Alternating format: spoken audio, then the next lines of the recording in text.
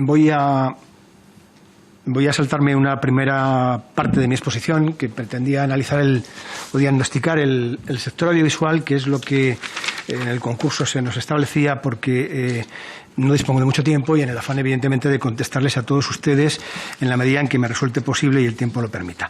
Voy rápidamente al grano.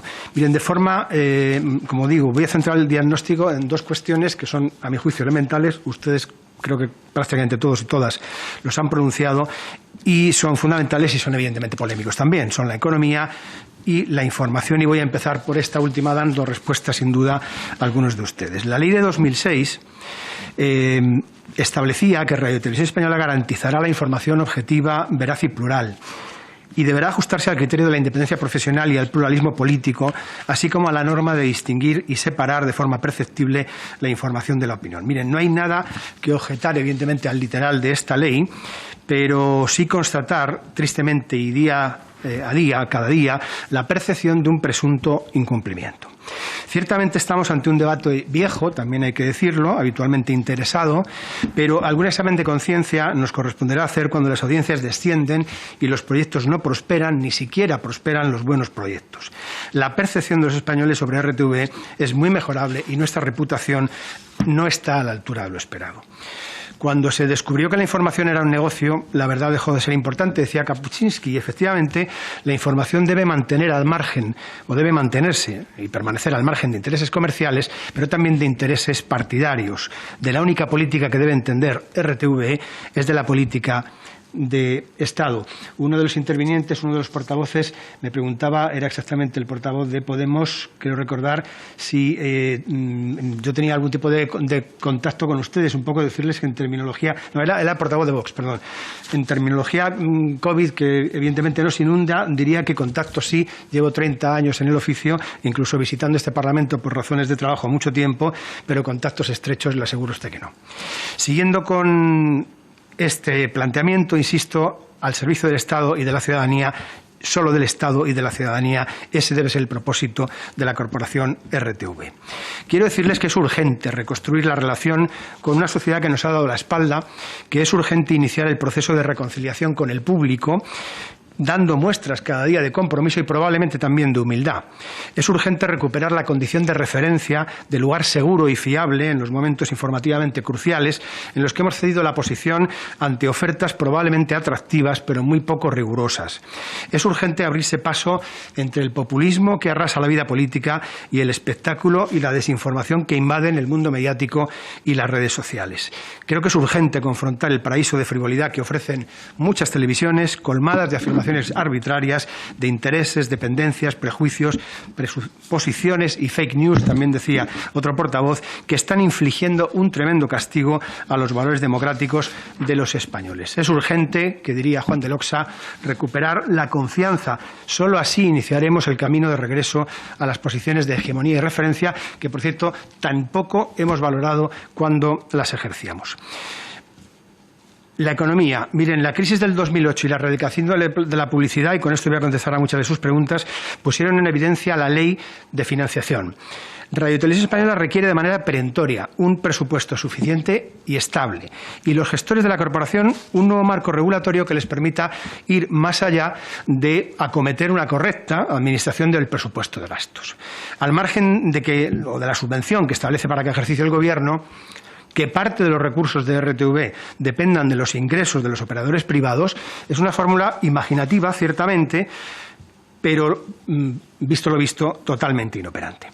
Los ingresos, como los denomina la ley, en puridad subvenciones, primero, no dependen de la buena gestión de la corporación, sino de la voluntad del Gobierno, de su disponibilidad económica, de la evolución de los mercados, del volumen de inversión publicitaria y de la mejor o peor gestión de los operadores privados, lo cual es asombroso, por no decir directamente abracadabrante. Y segundo, su cuantía exacta no siempre se conoce a tiempo de cerrar las cuentas anuales porque depende de la autoliquidación de los operadores privados. En resumen, el 60% de las subvenciones mencionadas se somete a la discrecionalidad del Gobierno y el resto se hace depender de los resultados económicos de las empresas del sector. Yo creo que la estabilidad de una institución como es Radio Televisión Española no puede depender de las aportaciones de los operadores privados y de la generosidad, permítanme, de los Gobiernos. Se precisa un acuerdo parlamentario que facilite una visión estratégica y para ello un modelo estable con un horizonte de 9 años, coincidente con un mandato marco no renovado que inspire confianza a la dirección, a los trabajadores y, por supuesto, al sector. Necesitamos autonomía, competencia, responsabilidad y una dotación presupuestaria que voy a atreverme a cuantificar, 1.200 millones de euros, exactamente la cantidad que la corporación dispuso en su origen, cuando nació, cuando su coste estructural, por cierto, era considerablemente menor.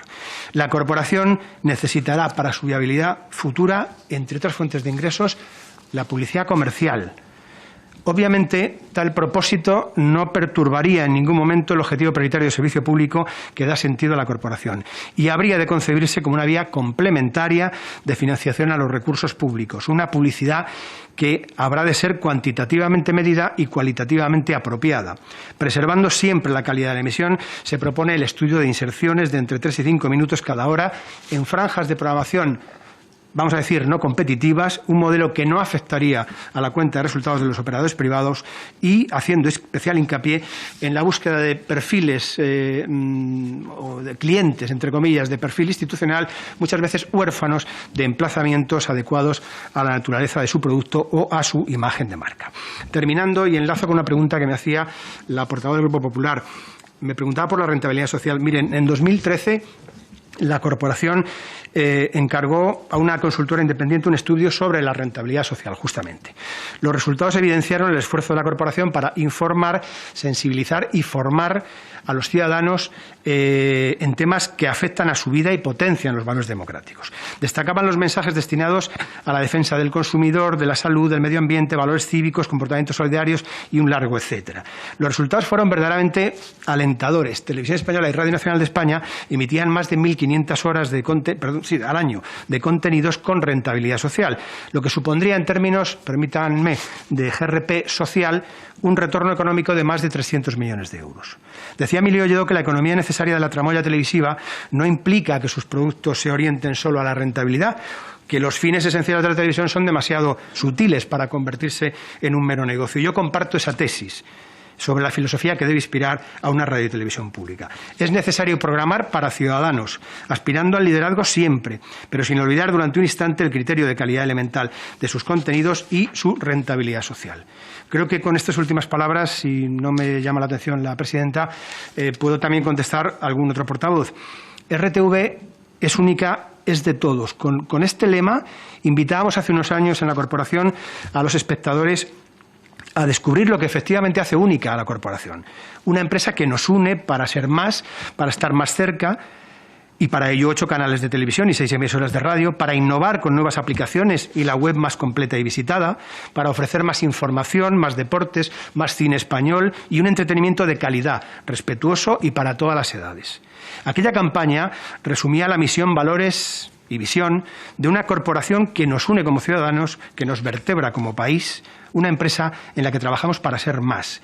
Yo, convencido de la necesidad de una televisión pública fuerte, competitiva, de calidad, respetuosa e igual, comprometida con la difusión de los valores democráticos de nuestra Constitución y persuadido de la rentabilidad social, de la notable rentabilidad social con que a veces sin percibirlo nos compensa esta radio y televisión española de todos, con esa convicción les he presentado de forma sintética algunas claves de gestión que podrían contribuir a forjar una nueva etapa en la corporación, una etapa ilusionante, que es la resolución de este concurso, que no es efectivamente lo que pensamos, pero que en todo caso mejor será, se abrirá muy próximamente en la historia de Radio y Televisión Española. Gracias a cada uno de ustedes y si la presidenta me concede algo más de tiempo, podría intentar contestar alguna cuestión más. Guillermo Díaz, de Ciudadanos, me preguntaba sobre las otras formas de comunicación. Celebro que haya reparado usted en algunas cuestiones del proyecto. Efectivamente, como les decía, me he saltado el análisis del sector, pero el sector que en este momento vivimos depende de una crisis de 2008 que todavía dura y ya hemos enlazado con la siguiente, de una Ley General de la Comunicación Audiovisual de 2009 y de la evolución de la tecnología. Internet es la razón de la mayoría de los cambios y a esto tenemos que atenernos. Es la clave de una revolución de un sector que ya de por sí es complejo, en el que estamos detectando, por ejemplo, ya una fase de convivencia entre un público que está conforme con el consumo tradicional y los dispositivos actuales y otro colectivo más joven, obviamente, que aceleradamente traslada sus consumos audiovisuales a soportes más personales, incluso íntimos, diríamos, como son los smartphones. En cuanto al consumo de televisión, hay que decir que ese consumo, que los analistas no se ponen de acuerdo en saber si efectivamente ese consumo crecerá o simplemente menguará, porque puede que el mercado esté agotado. En cuanto al modelo de negocio de las televisiones por suscripción, también hay muchas dudas. Hay millones de abonados, pero las empresas que hay detrás de ese modelo de suscripción no están muy conformes con los retornos porque no eran exactamente los previstos. Y luego, otra cuestión fundamental en la costumbre española, de un lado, de no pagar por consumir, que evidentemente alterará estos comportamientos, y la singularidad, es verdad, de una televisión en España que, además de ser gratuita, es de una notable calidad, circunstancia evidentemente que desincentiva la suscripción a los canales de pago. Este es el ecosistema actual.